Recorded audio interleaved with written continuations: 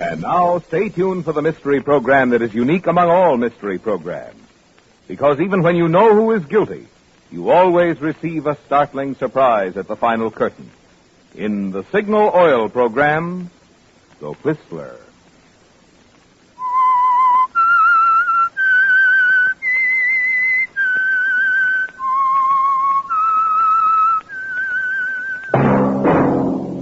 Signal, the famous Go Farther gasoline, invites you to sit back and enjoy another strange story by The Whistler.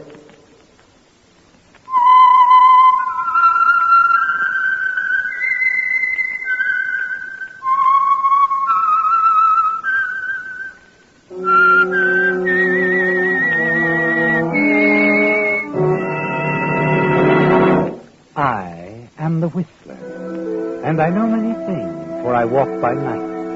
I know many strange tales hidden in the hearts of men and women who have stepped into the shadows. Yes, I know the nameless terrors of which they dare not speak. And now for the Signal Oil Company, The Whistler's strange story, The Jackson Street Affair.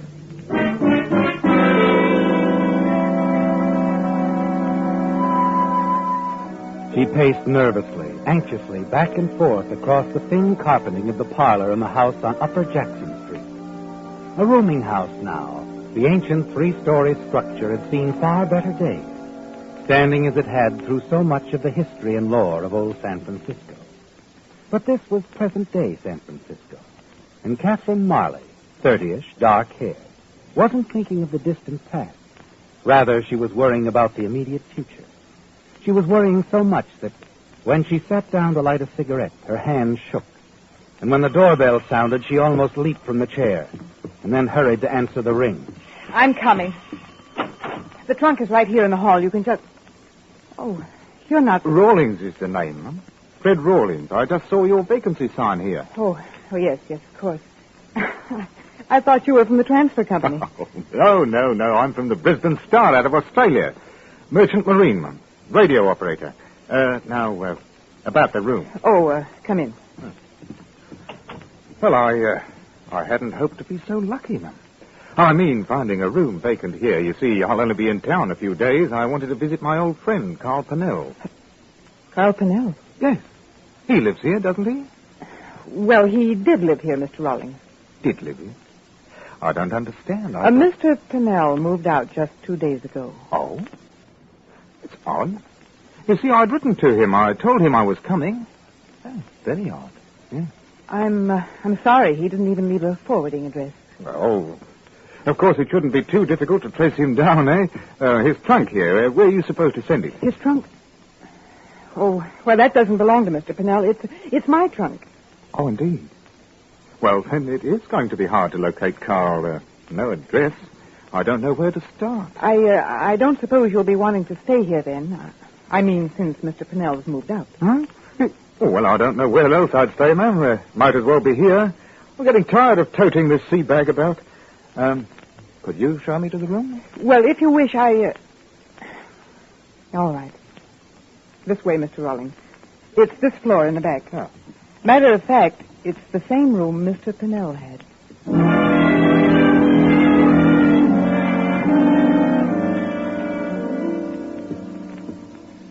Oh, yes, that's a nice room, Miss Marley. Very nice. I'm sorry the view isn't more inspiring. Oh, the neighbor's laundry? Oh, that's all right. That's a homey touch, ma'am. Something I miss on shipboard. So, yes, I'll take it. I'll pay in advance. Now, is this the closet? No, the closet's over here. Oh. That leads to Mrs. Finch's room. It's bolted. Oh, that's a shame. Mrs. Finch, Emma, is the cleaning woman. The maid, keeps everything shipshape, does she? That's the idea. Oh, excuse me, ma'am. I just...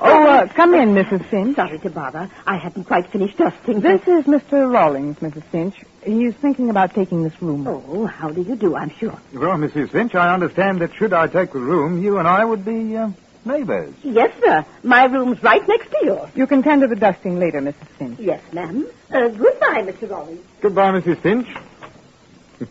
She's a colorless sort, isn't she? She's neat, unobtrusive. That's all we ask of her. How is it, miss, if you'll excuse me asking, how is it such a pretty young woman as yourself is running a rooming house? Oh, it's temporary. I plan to sell the place soon. This was my mother's house. She died a few years ago. So you've just been carrying on until... Yes, until I can make other arrangements. Well, I hope you'll enjoy your stay, Mr. Rawlings. Oh, I'm certain I will, ma'am. Certain. And, thanks to you.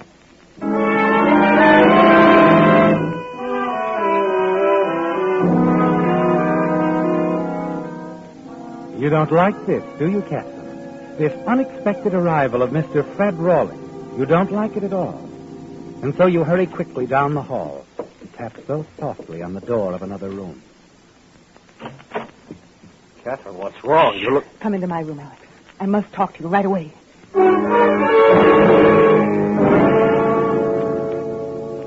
I don't see what we've got to worry about. This Rawlings is just a friend of Carl's. Don't say we've nothing to worry about.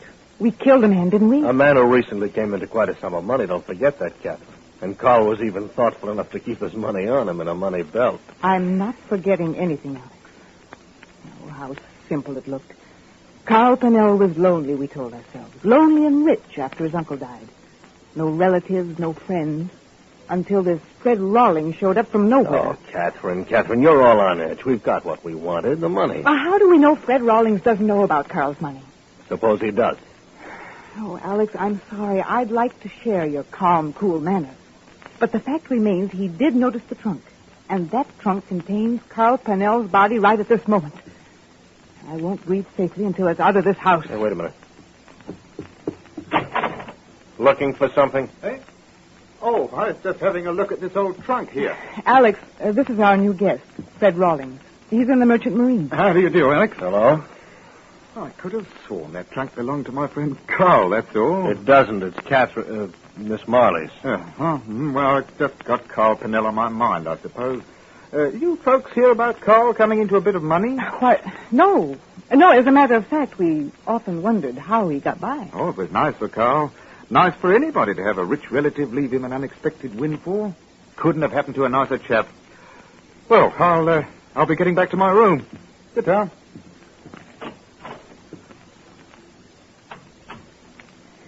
What do you think? I don't know, Catherine.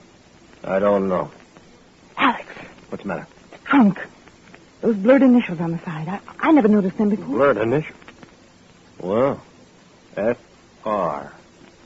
Funny. Not so funny. Not so funny at all. F.R. They could stand for Fred Rawlings, Alex. They could, It but... could have been his trunk. And he let Carl Pennell use it. Alex, he knows we're lying.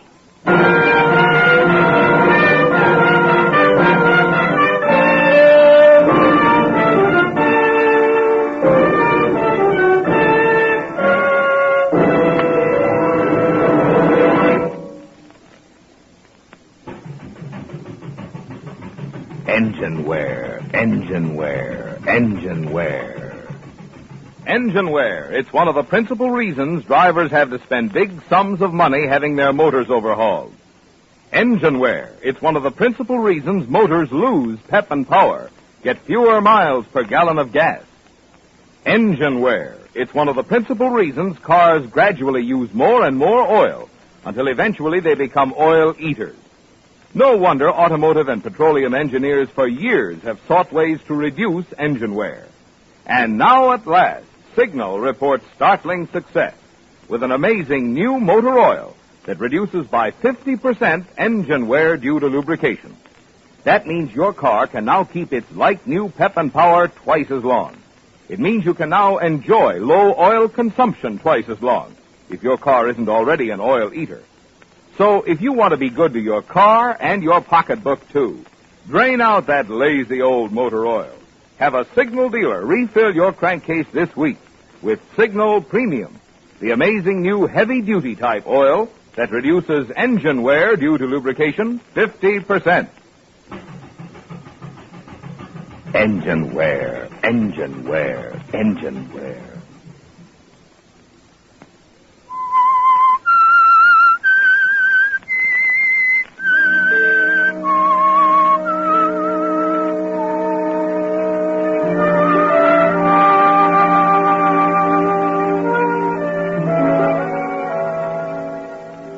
Alex shares your worry now, doesn't he, Captain? Alex, who was so cool, so calm up to a few minutes ago. Yes, he senses the terrible peril you've both been placed in with the arrival of Fred Rawlings, looking for his friend, Carl Pennell. It was a most unexpected arrival, wasn't it? Especially with Carl Pennell lying dead inside the trunk, which you think Rawlings has already recognized as one belonging to him. He knows you've lied, doesn't he, Captain? You're certain of that. The only uncertain thing is what to do about it. Finally, Alex makes a practical suggestion. The only thing left for you to do. We've got to get that trunk out of here as fast as possible. It's as simple as that, Catherine. The devil's holding up that transfer company. They should have been here an hour ago. Oh, Alex, I can't stand this waiting. I mean, with Fred Rawlings snooping around. Well, he can't see you like this. You've got to get a hold. Look, we'll change the plan. You go on over to Mill Valley, the cottage. I'll wait here and see that the trunk gets on the truck. Yes, it might be safer, Alex. At least till I get hold of my nerves. I know. Go on, now drive over to the cottage and wait for him to deliver the trunk. Tonight we'll bury it where it will never be found. I'll stay here, keep an eye on things. Particularly on Mr. Fred Rawlings.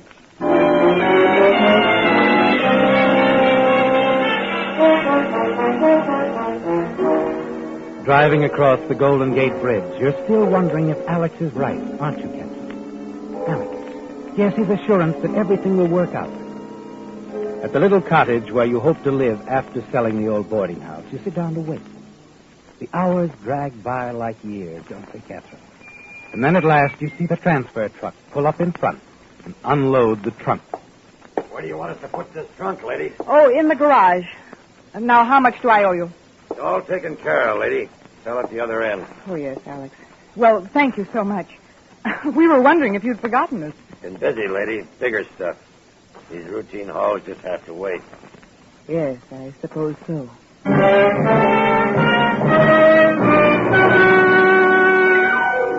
The routine hauls have to wait, Catherine. You can't help thinking about the casual, unknowing words of the transfer man as you lock up the cottage, get into your car, and start back toward San Francisco. You feel relaxed now, secure. You'll meet Alex, have dinner with him, and then leave the remainder of the grim plan in his hands. In Mill Valley, you stop for a leisurely lunch before driving back across the bridge. After lunch, you get back into your car, and as you glance out the window, you see a cab passing, coming from the direction of the cottage. A cab bearing a single passenger, Fred Rawlings.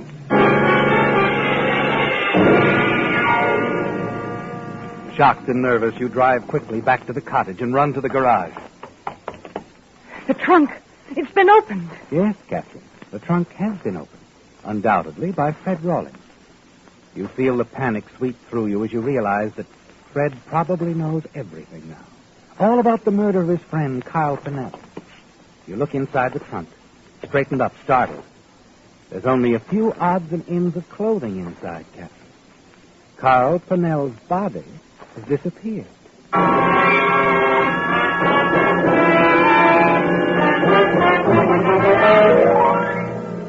It's almost 8 o'clock that evening when you arrive back in town. Rush into the rooming house. Find Alex waiting for you in the front parlor, a grin on his face. Alex. I know. Don't tell me. Rawlings followed the trunk out to Mill Valley, didn't he? Yes, and he forced it open. But Alex, the body... No, it wasn't in the trunk. I had a hunch on Mr. Rawlings would do exactly as he did, so I made a little switch. But Pennell's body, what did you do with it? It's in the basement, in the small room behind the furnace. What? Now, relax. No one ever goes in there. Besides, I moved half a dozen trunks and crates, piled them up in front of the door. Mrs. Finch could never move them in a million years. Oh, Alex, I don't like this. We've got to get rid of that body. All right. We'll get rid of the body late tonight. But it's going to be risky as long as Rawlings is around. Wait a minute. Suppose I'll find Mr. Rawlings wasn't around. Mm-hmm. The same thing that happened to Pennell could happen to Rawlings, too. Why not, Alex? Why not? Now, this is more like my old Catherine. We wait till he's in bed, asleep. Turn on the gas.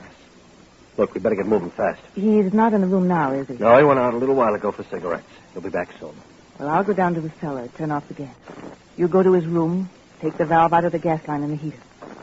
Hurry.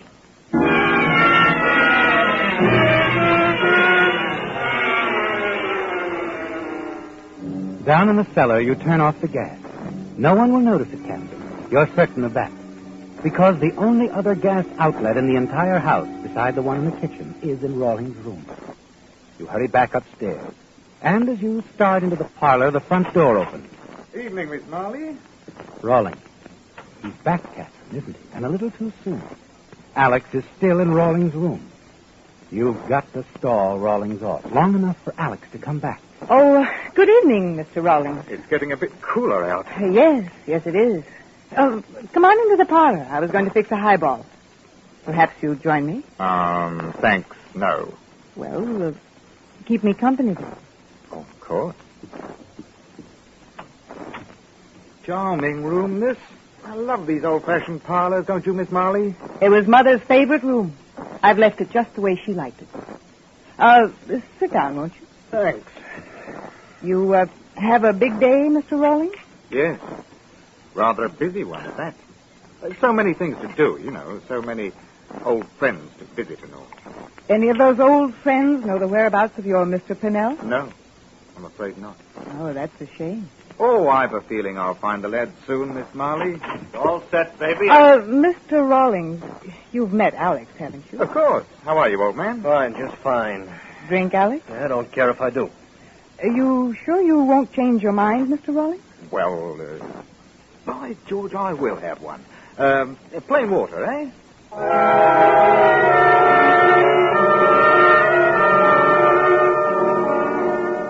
As the three of you sit sipping your drinks, Rawlings seems to monopolize most of the conversation, doesn't he, Captain? Yes, he's in a talkative mood, enjoying himself. And you chat for almost an hour. Finally, he announces he's going to retire for the evening.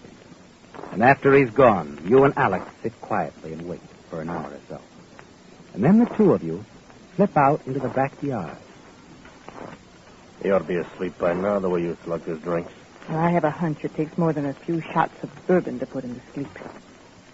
I hope he doesn't decide to sit up half the night and read. Oh, no, look. His room is dark. And the windows are all down. That's good. Must be asleep. All right. You know what to do. Sure, I know. And, Alex, when you turn the gas on... I know. Just a little at a time to start with. Will you just leave it to me?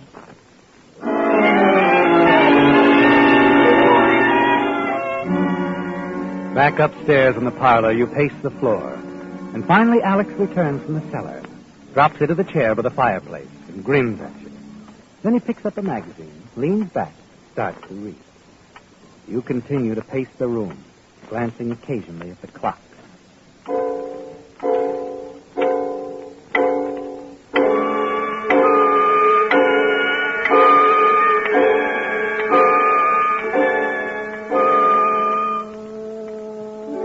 Look, relax, huh? Nothing's going to go wrong. Gas has been pouring into that room for almost 3 hours now. Mr. Rawlings is well on his way. Oh, I know.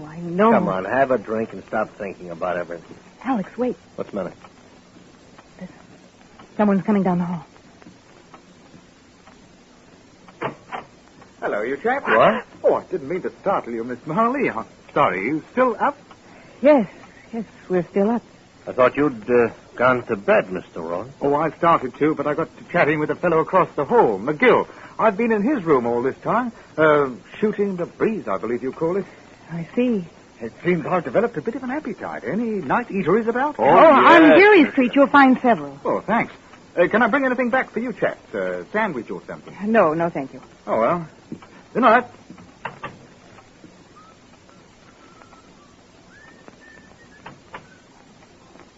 So, nothing could go wrong, Alex. Nothing could go wrong. Okay, how was I to know? Oh, you'd better air out that room before he gets back. And replace the valve on the gas line. Hurry.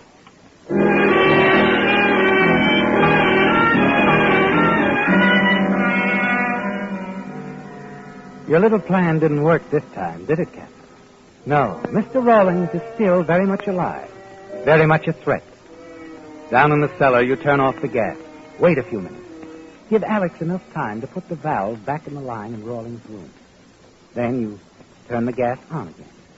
So the gas in the kitchen will function normally. And you go back up to the parlor. Alex joins you a moment later. How was it? It's pretty bad, but I left the windows open. Most of the gas odor will be gone by the time he gets back. Well, what now, sweetheart? Do we try again? No. There's bound to be some trace of gas left in that room. He'd notice it. Check the gas heater. No, we can't try that stunt again, Alex. Then what? We'll have to think of something else. Figure out some other way. And it isn't going to be easy, Alex.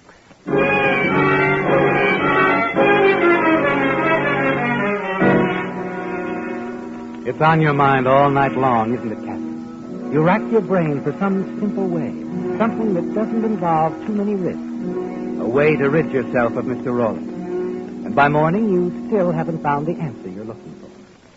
You're having a cup of coffee when he comes in, and you're surprised to see the suitcase in his hand. Why, good morning, Mr. Rawlings. Morning. Just popped in to say goodbye. You're leaving us? I'm afraid so. The ship's going out a day early. Oh, didn't I tell you? No, you didn't. It must have slipped my mind. We're sailing at noon. Oh, I see.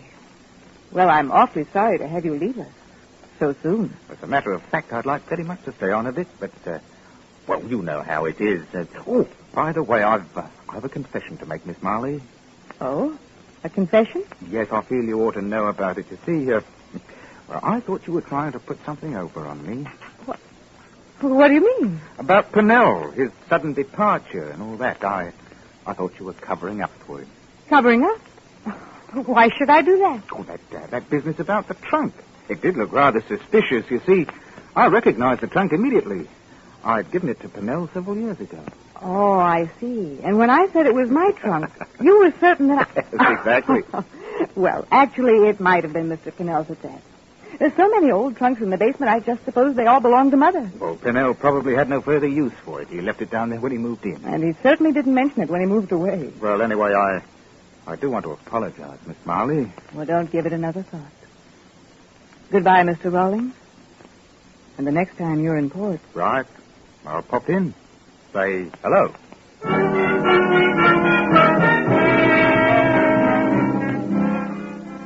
You almost laugh out loud with relief, don't you, Captain? As you hurry upstairs to tell Alex the good news.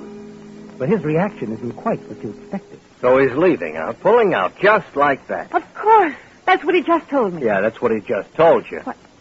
You mean he's lying? He isn't going at all? It's a trick? I think we better go down to the docks, baby, make sure the Brisbane Star pulls out.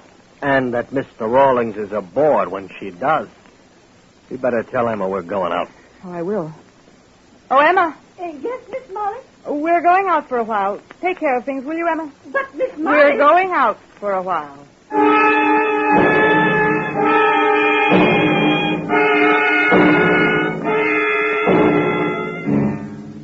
It's a 20-minute drive to the Embarcadero. And Alex parks his car near the pier where the Brisbane Star is docked. The hours go by, and the two of you watch the loading of the boat. And then, a few minutes before 12... She's pulling out all right, baby. Yes, and look up there, Alex, on the deck. Yeah, Mr. Rawlings, big as life. Goodbye, Mr. Rawlings. Bon voyage. Well, honey, I'd say we don't have a thing to worry about anymore. Not a thing.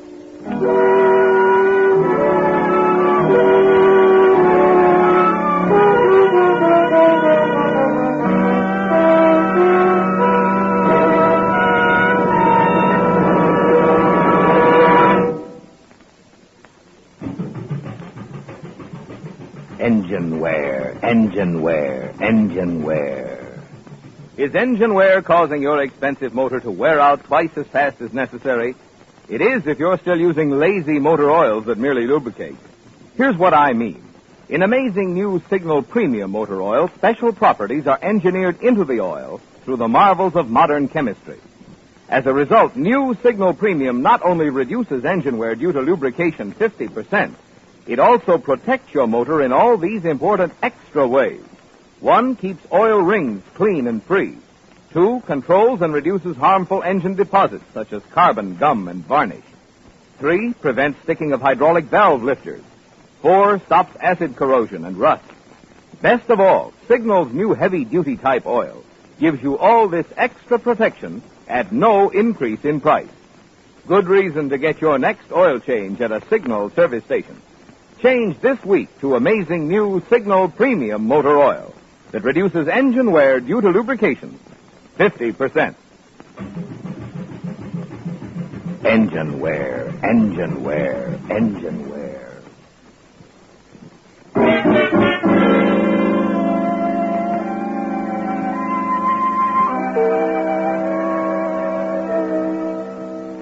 It's all over now, isn't it, Captain? The threat is gone.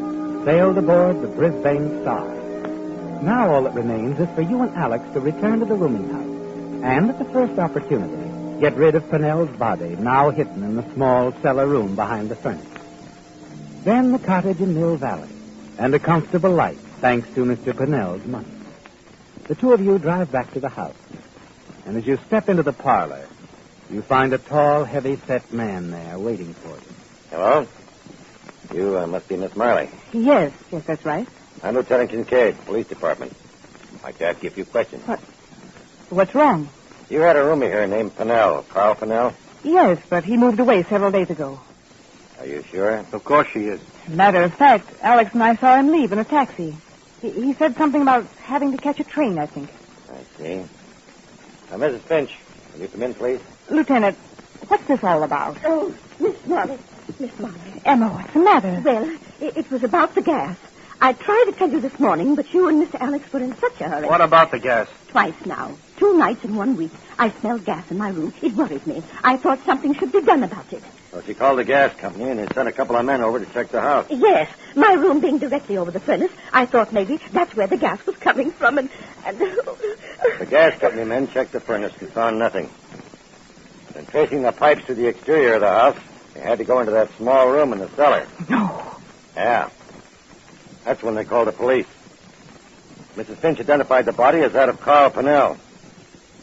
Now, Miss Marley, suppose you and your boyfriend here come along with me to headquarters. I think you got a lot of explaining to do.